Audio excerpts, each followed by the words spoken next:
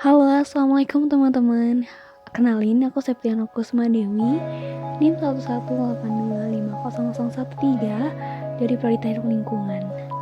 Nah, di video kali ini aku bakal ngajak teman-teman semua untuk mengenal salah satu jenis limbah B3, yaitu merkuri. Nah, sebelum kita bahas tentang merkuri, aku bakal ngasih tahu ke kalian dulu apa yang dimaksud dengan limbah B3 itu sendiri. Jadi, menurut Undang-Undang Republik Indonesia Nomor 32 Tahun 2009, limbah B3 didefinisikan sebagai zat, energi, dan atau komponen lain yang karena sifat, konsentrasi, dan jumlahnya, baik secara langsung maupun tidak langsung, dapat mencemarkan atau merusak lingkungan hidup, membahayakan lingkungan hidup, kesehatan, serta kelangsungan hidup manusia dan makhluk hidup lainnya. Terus merkuri itu apa? Merkuri atau yang sering dikenal dengan air raksa adalah satu-satunya jenis logam yang berbentuk cair dalam suhu kamar dan terkadang disebut juga dengan istilah quicksilver.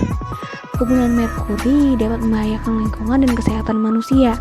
Di sana saja gangguan penglihatan, gangguan pada sistem koordinasi, serta kelemahan pada otot.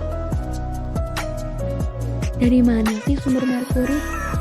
Nah, berdasarkan peraturan pemerintah nomor 11 tahun 2014 tentang pengelolaan limbah B3, merkuri termasuk ke dalam sumber tidak spesifik. Sumber merkuri diantaranya berasal dari proses penambangan, proses pengolahan emas, baik pada tahap penggilingan, pencucian, maupun tahap penggarangan, serta batu baterai dan lampu bekas.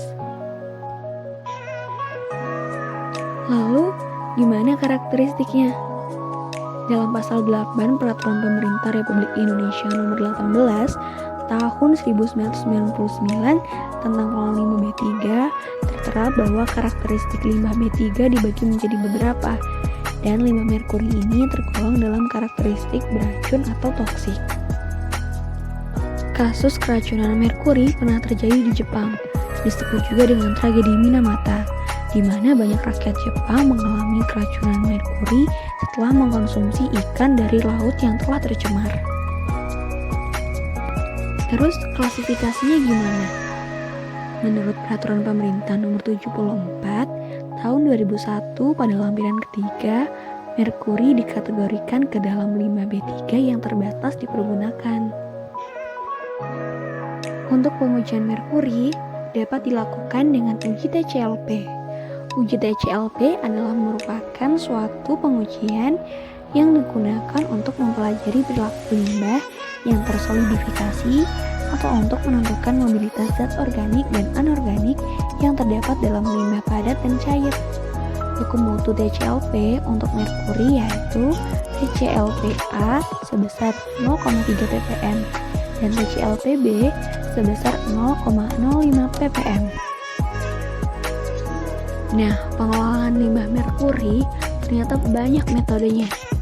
Misalnya aja ada proses oksidasi kimia, proses pertukaran ion, proses adsorpsi, proses elektrokimia, proses resep osmosis, dan biosorpsi. Nah, sekarang udah kenal kan sama merkuri? Tapi kalian harus tetap hati-hati ya sama limbah yang satu ini. Sekian dari aku, bye-bye, assalamualaikum.